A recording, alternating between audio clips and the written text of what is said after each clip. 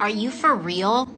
So let's talk about this because so much of our national conversation, which is not a conversation about immigration, is driven by people who could not care less about immigrants. Often people want to say, why aren't you talking about the border crisis? Or why aren't you talking about it in this way?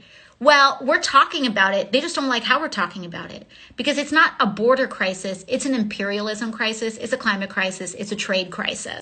And also, it's a carceral crisis because, as I have already said, even during this term and this president, our immigration system is based and designed on our carceral system. Those are some of the problems. What about the solution? Well, number one, our solutions need to be rooted in foreign policy because our interventionist history in foreign policy and history over decades of destabilizing regions drive people to. But people don't want to have that conversation. Secondly, let's talk about the climate crisis because the U.S. has disproportionately contributed to the total amount of emissions that is causing a planetary climate crisis right now. But who is bearing the brunt of that?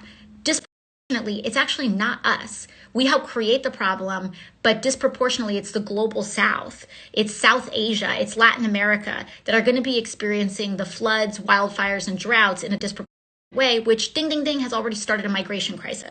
But people don't want to have that conversation. Then we have the issues of trade, which economically contribute, can have contributions to some of these conditions that add fuel to the fire. But people don't want to have that conversation. They want to say, what about the surge? Well, first of all, just gut check, stop. Anyone who's using the term surge around you consciously is trying to invoke a militaristic frame. And that's a problem because this is not a surge.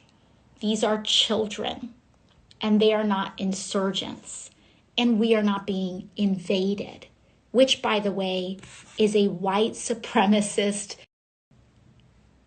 idea, philosophy, the idea that if an other is coming in the population, that this is like an invasion of who we are.